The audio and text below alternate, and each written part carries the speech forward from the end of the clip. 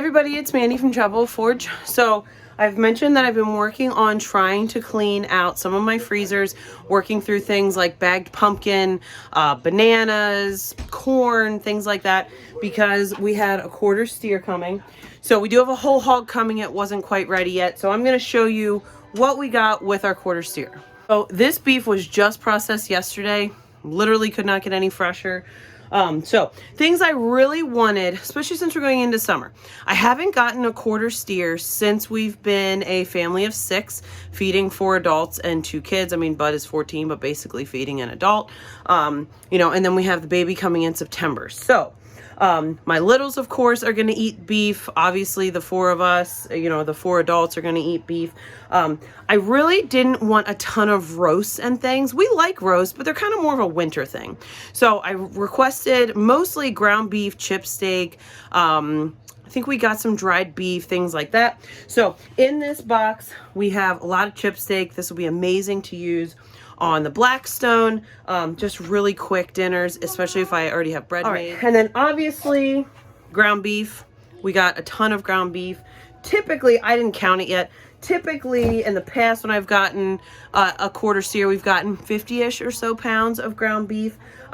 So I mean, easiest thing in the summer. I can throw together burgers. We don't do a lot of soups and things in the summer, but I could obviously make chili with it.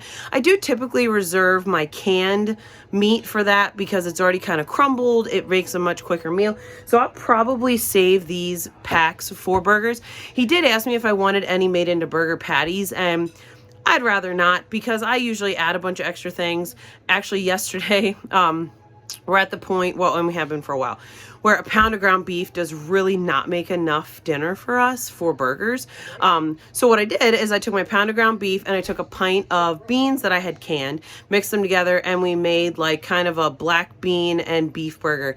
And it was delicious. Everybody liked it. They noticed that there were beans in there, but no one was like, oh, this is gross. You know, I cooked them up in like Worcestershire sauce and seasoned them and egg, and I had nutritional yeast mixed in because I didn't have any like breadcrumbs. So, and I have a ton of nutritional yeast, so that works out great to be kind of your dry binder in the burgers. So in that box, that's what we have is the chip steak and the ground beef. All right, so next box is a box of fat. I have a trash bag full of pig fat that I need to render down into lard. This will get rendered into tallow, which I'll probably reserve for soap. If you're new here, I make goat milk soap with tallow in it. So I will use that to render down for soap. And one of my projects I'm going to have to get to here soon is I have some bison fat, some beef fat, and pig fat all in these freezers that really need attention. So the boys this week are working on some excavator projects. We rented an excavator. We're putting in 2 camper pads, doing some water diversion projects. Dad's going to dig a swimming hole for the kids up in the woods. So I probably won't get to it this week. I'm thinking I might try to move all the fat into one freezer. And I might be able to fit most of this beef in one of the 5.5 cubic, whatever they are, the square ones. So we'll work on that here in a minute. All right, so I mentioned this in my pig video, which I can link that below, when we bought a whole hog back in October. So I always encourage people when they ask me for advice on ordering whole animals or quarter animals or whatever, always ask for all the parts: kidney, heart, lungs, fat, bones, anything that you can get from it. A lot of times that stuff goes to waste because people don't know what to do with it. So I have plenty of freeze-dried liver and kidney and things. Just ask for all the parts: kidney, heart, lungs, fat, bones, anything that you can get from it. A lot of times that stuff goes to waste because people don't know what to do with it. So I have plenty of freeze-dried liver and kidney and things on the shelf for us to consume, but I wanted to get all this because we have a dog now, and I know that he is going to love enjoying this stuff. So in this box, we have tongue, which we'll probably eat the tongue because if I recall, I think Zad really likes the tongue.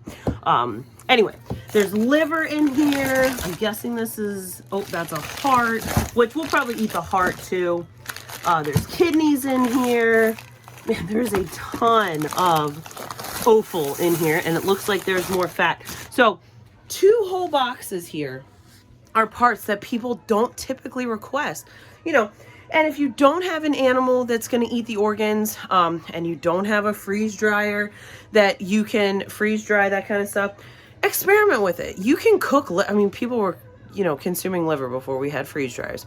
You can do it in a sous vide if you have that. You can do it in a crock pot. You could probably do it in the oven. Try it. There's really, really great benefits. You can hide it in a lot of food if you want to get the nutritional benefits, but you're not really that crazy. I don't love to just eat liver, but I don't mind it. Like taking a tablespoon and mixing it into like a pound of ground beef, you don't even know it's there, and you get all the nutritional benefits. And then the fat, you know, everybody needs fat to cook in, or I assume that you do. So it's really, really simple to render down beef fat into tallow. And I'll link a couple videos. I have a video on how to do it. And it's the same process for lard or tallow. But you can do it with a KitchenAid mixer. You can do it with, if you have a commercial meat grinder. You can do it with a hand crank grinder. We did that like back in the day before we had any special equipment. You can simply chop it up into little pieces and throw it into a pot. It's going to take a little bit longer, but you can do it. And then you have all that amazing cooking fat. And if you have chickens or hogs or anything else, you know, whatever little bits come off that are kind of going to make your tallow too impure to put on the shelf, you just scoop that stuff out and you can feed it to your animals. Right. In this box, we have steaks. So we have ribeye and chuck roast and just really oxtails. Great things that we can do on the Blackstone this summer. The roast will probably save. I mean, I could do like pulled beef type sandwiches for, you know, over the summer if I have like homemade rolls made or whatever. I was really focusing when I got this quarter on what we would do on the Blackstone, help keep the heat outside the house. We don't really cook on a grill. Frankly, I don't. If we have any grills here right now, they're not intact. They're like in the wood line for metal scrap.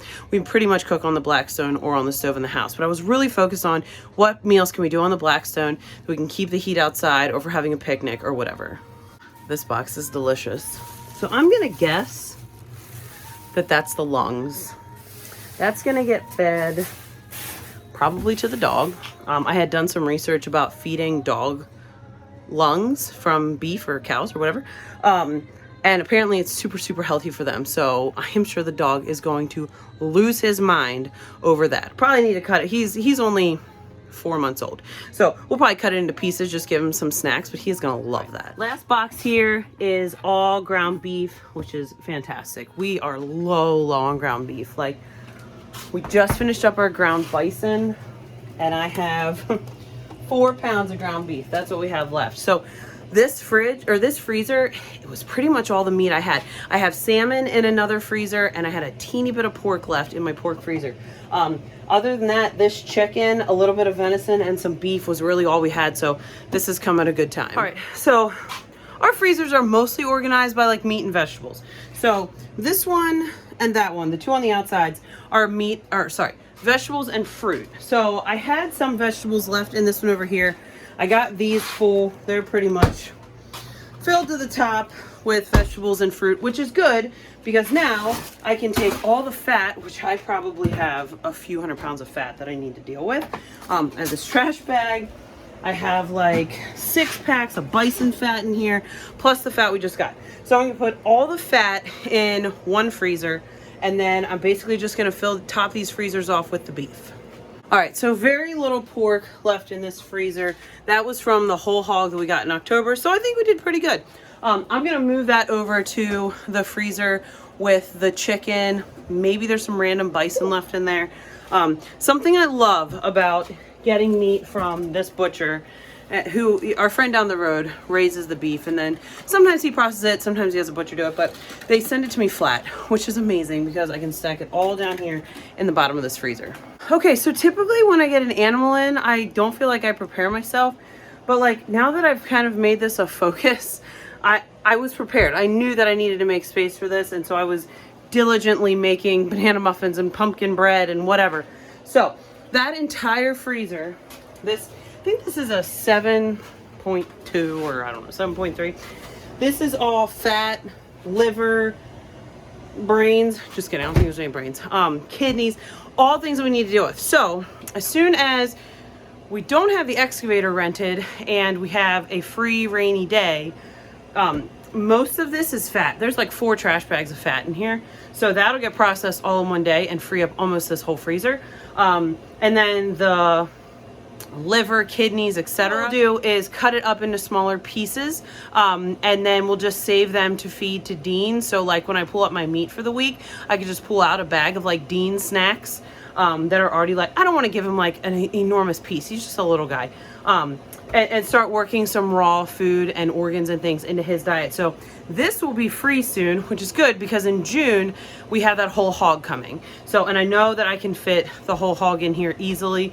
I almost had fit it in the 5 or 5.5 or whatever they are when we got one in October, but the 2 hams didn't fit. So this will be perfect as long as we are diligent about getting this taken care of before the hog comes. We should be in good shape. So over here, don't mind our ice. We have an off fridge, so it doesn't have like an ice maker. So I know it seems so wasteful and so like not something we would do, but we really don't go through that much ice. We buy like a, what is it, 20-pound bag like once a month, every other month, probably, maybe several times a year. And that's usually sufficient for us. Our water is super cold because it comes off the mountain. It's spring fed. Anyway, so this has the little bit of pork that we had left. The beef that I didn't put, a lot of the beef got put on the door of the big stand-up freezer. This has all of the roast steaks, chip steak, and the remainder of the ground beef. And I still have some room to spare, which is great because if I find some other little fun thing that I need freezer space for, I have it. So this was like super easy. I should like learn to prepare more things in my life. Just not really my style. So if you have questions about ordering beef or pork or whatever, let me know. We have ordered several now as a married couple, and I feel like I pretty much have the hang for what we want and whatever. We didn't get any dried beef, which is fine. No big deal. We still have some dried venison. So if you have any questions about any of this, how to order, if you're near us in central Pennsylvania, we have a great local farmer that can help you out at really, really good prices and really affordably fill your freezers. I know that I feel like this is a recurring theme in my videos, but you know, it's hard to buy food in bulk when you can barely afford it, like not in bulk, but we're really saving a lot of money. And instead of me running to the grocery store every week or every other week to like reload on meat, this is gonna last us, I'm guessing, at least 6 months. We're probably at the point in our family where we're gonna need to upgrade to a half a cow, half a steer, whatever. This will last us quite a while, and I don't have to make miscellaneous store trips and waste all that diesel and time.